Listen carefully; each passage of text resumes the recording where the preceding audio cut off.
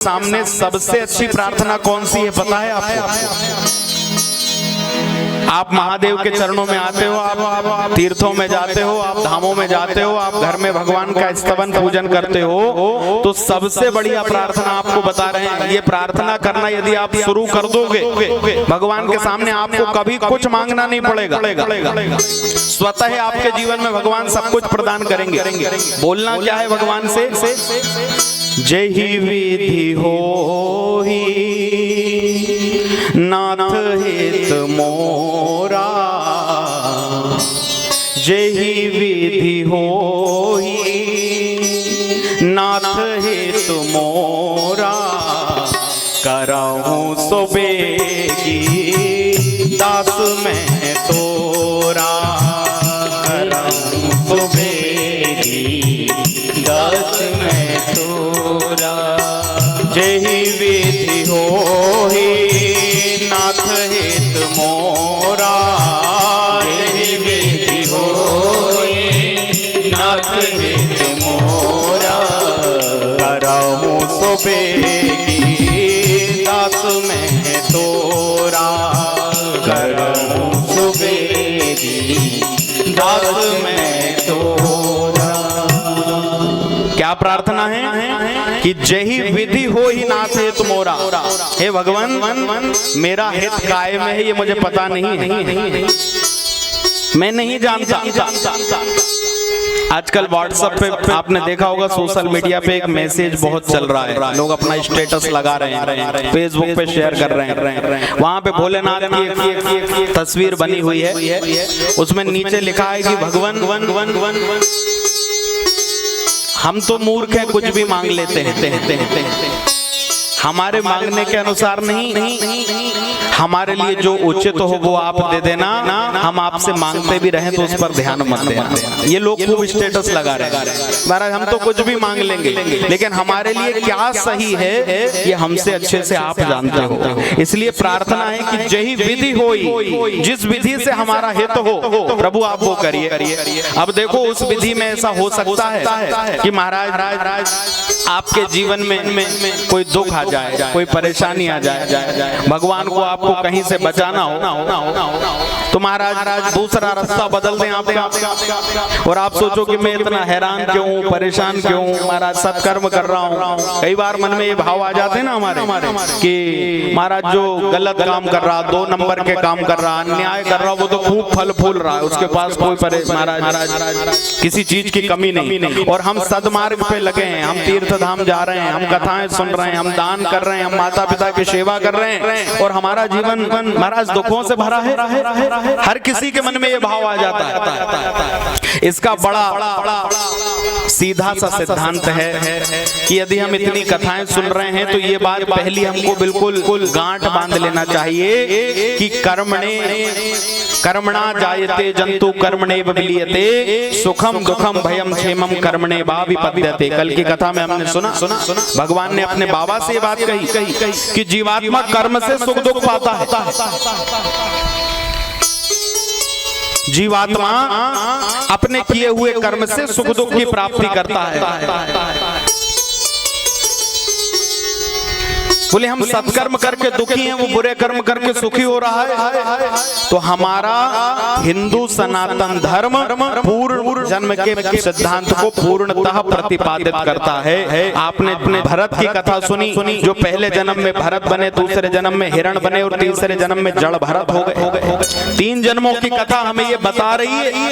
नारद जी के 2 जन्मों की कथा हमने सुनी, पहले जन्म में दासी के पुत्र रामदास थे, दूसरे जन्म में देवऋषि नारद बने। और हम अपनी व्यासपीठ से हमेशा ये कहते हैं कि महाराज पूर्व जन्म का सिद्धांत इससे भी पूर्णतः प्रतिपादित हो जाता है कि आप देखो जिस समाज में, जिस शहर में, जिस नगर में जहां हम लोग रह रहे हैं, वहां पर यदि महाराज बहुत सारा परिकर है, बहुत बड़ा समाज है, तो बोले एक बच्चा जन्म लेता है किसी बहुत पैसे वाले के घर में, किसी बहुत अमीर व्यक्ति के घर में, किसी राजा के घर में। और क्या होता है बोले, जन्म लेते ही वो बच्चा राजकुमार बन जाता है। राजा का बेटा राजकुमार हो गया, उसको सारी भोग सुविधा सब चीज प्राप्त हो गई। और एक बच्चा जन्म लेता है महाराज कहीं किसी नाली के किनारे, किसी भिखारी के यहाँ, किसी झोपड़ी में। अब इस बात से आप इसको समझ लें कि यदि अपने कर्म करने के बाद ही सुख दुख मिलता तो दोनों बच्चे को एक ही स्थिति में पैदा होना था। पहले एक साथ पैदा होते, फिर कर्म करते, फिर सुख दुख मिलता। लेकिन एक पैदा होते ही राजकुमार बन गया और एक पैदा होते ही भिखारी बन गया। क्यों? बोले दोनों के पीछे पूर्व जन्म की कहानी जुड़ी हुई है। एक ने ऐसे कर्म करे थे कि उसको राजा के यहाँ जन्म मिला और वो पैदा होते ही राजकुमार बन गया, भोग विलासिता सुख सुविधा सब मिल गई। एक के कर्म ऐसे थे कि महाराज जन्म लेने के बाद भिखारी के यहाँ जन्म मिला तो बचपन से भिखारी बन गया। इसका मतलब ये है कि कहीं ना कहीं हमारे पीछे, हमारे जीवन में पिछली कहानी जुड़ी हुई है, पिछली कोई कहानी निश्चित जुड़ी है। और उसी के अनुसार हम लोग जो बो करके आए हैं उस फसल को अब काट रहे हैं। अभी की बोनी बकाया है महाराज। अभी हम जो बो रहे हैं, हमने अच्छे बुरे पाप पुण्य के जो भी कर्म बोए हैं उनको कटना बकाया है। अभी तो पिछले जन्म में जो कुछ बोनी करी है महाराज, जब तक संचित पुण्य व्यक्ति के साथ में रहते हैं वो मिट्टी को छूता है सोना हो जाती है महाराज। वो गलत काम भी करे, बढ़ रहा बोले उसकी पुण्यायु उसकी रक्षा कर रही है, उसके साथ में है। जिस दिन वो पुण्य समाप्त होंगे तो हमने अपने समाज नगर गांव क्षेत्र में ये देखा होगा कि महाराज बड़े बड़े पैसे वाले जो एक समय में जिनकी तूती बोलती थी महाराज, एक समय में जिनके पास में किसी चीज की कमी नहीं थी, और हमारे जीवन में देखते देखते उनके पास खाने के लाले पड़ गए। क्यों? बोले जब तक पुण्याई साथ में थी, जब तक सब कुछ अच्छा रहा, और जैसे ही पुण्य समाप्त हुए तो वैसे ही राजा को रंक बनना पड़ जाता है। इसीलिए बोनी बढ़िया करो। शास्त्र कहता है, किसान भी यही जानते हैं महाराज कि बोनी जितना अच्छा बीज बोएंगे उतनी बढ़िया फसल होगी। तो बोनी बढ़िया करो। और हर एक बोनी का, हर एक फसल का निकलने का समय अलग अलग रहता है। यदि आप महाराज कहीं पर जाकर के मंदिर बनवा रहे हैं, कहीं तीर्थों में जाकर के कोई दान दे रहे हैं, कहीं तिलक सिंदूर धाम में आकर आपने महाराज अपनी मेहनत की कमाई का कुछ दान किया है, आप यज्ञ करा रहे हैं, आप गरीब कन्या का विवाह कर रहे हैं, आप किसी दीनहीन की सहायता कर रहे हैं, आप गौ माता की सेवा कर रहे हैं, ये इतनी सारी जगह जो बोनी हो रही है ना, तो हर बोनी की फसल के कटने का समय अलग है। ये बात समझ लें आप अच्छे से। यहाँ इतने सारे किसान बैठे हुए हैं, मैं आपसे पूछता हूँ कि आप बताओ कि आप अपने घर में यदि पालक और मेथी की बोनी करो तो वो कितने दिन में उग जाती है? बाहर 15-20 दिन में निकल जाती है। पालक मेथी धनिया गेहूं चना वो तो कितने समय में निकलता है? 4 महीने। दादा बैठे हैं सामने, बोल रहे 4 महीने लग जाते हैं। अच्छा, और गन्ना बो दें यदि तो कब कटाई होती है? 1 वर्ष लग जाता है लगभग। एक साथ 3 चीजें बोई आपने, लेकिन एक 15 दिन में कट गई, एक 4 महीने में कट गई, और एक कटेगी 1 साल में। सारे बीज अलग अलग हैं। बोले यही कर्म का सिद्धांत है।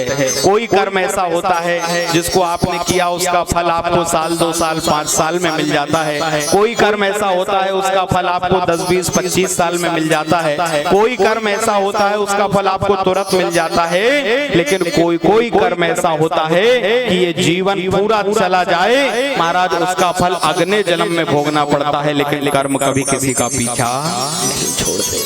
कर्म का सिद्धांत है, कर्म कभी किसी का पीछा नहीं छोड़ते।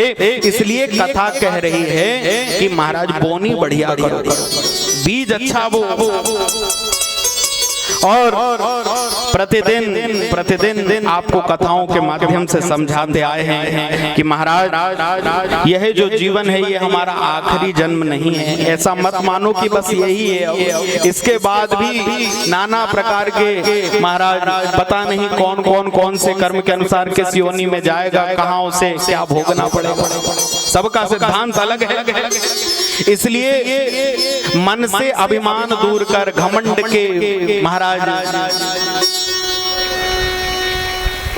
मन से अभिमान घमंड को दूर कर, गुरूर को दूर करके सहज बनकर, स्वाभाविक बनकर एक दिन संसार को छोड़ करके जाना है महाराज। ये बात जब तक हमारे हृदय में, हमारे मन में ये बात रहेगी ना कि एक दिन दुनिया छोड़ के जाना है, लगभग किसी के 30, किसी के 40, 50, 60 सबके निकल गए।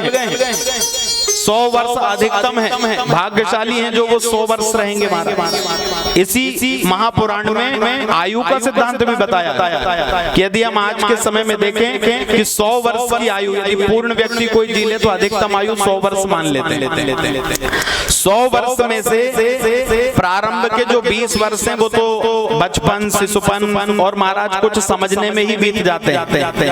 आखिरी के 80 के बाद के जो 20 है वो काम के नहीं रहते महाराज। कोई तो पहुंचता है 80 तक, और जो पहुंच जाए वो खटिया में ही पड़ा है महाराज, फिर वो कुछ कर नहीं सकता। बोले आखिरी के 20 काम के नहीं है, शुरू के 20 समझने में निकल गए, 40 चले गए, बचे कितने?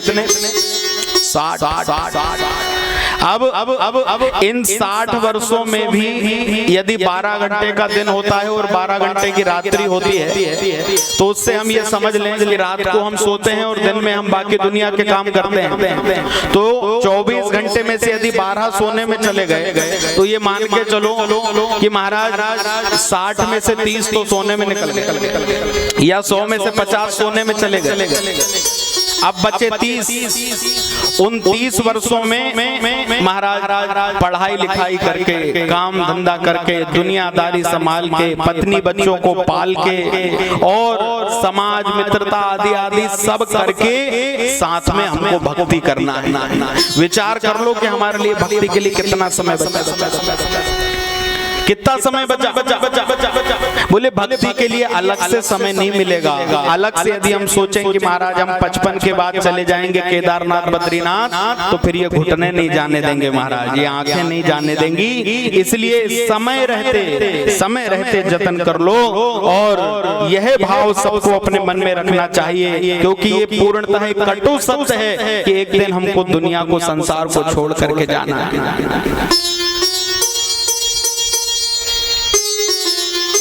किसी शायर ने लिखा है महाराज कि एक दिन चले थे घूमने, मन में भरे कुछ अरमान थे।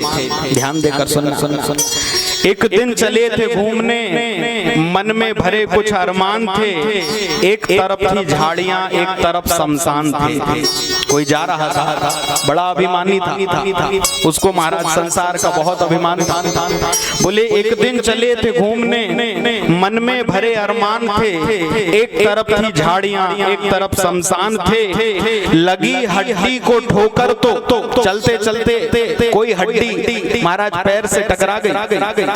बोले लगी हड्डी को ठोकर तो हड्डी के ये बयान थे, ए चलने वाले जरा संभल के चल, हम भी कभी इंसान थे, हम भी कभी इंसान थे। उस हड्डी ने कहा कि जिस गुरूर में तू चल रहा है, जिस अभिमान में तू चल रहा है, मैं भी तेरे ही जैसी थी, लेकिन आज देख मैं कहाँ हूँ। मतलब एक दिन जब सब कुछ समाप्त होने वाला है, मिटने वाला है, तो इस संसार में यदि हम महाराज रहे हैं, इस संसार में हमने दुनियादारी की बहुत सारी व्यवस्थाएं करी हैं, बहुत अच्छी बात है, लेकिन साथ में भगवत भजन, भगवत आराधना, भगवत भक्ति और जो साथ जाने वाले पुण्य और शुभ कर्म है उनको करते चले, उनको इकट्ठा करते चले, जो साथ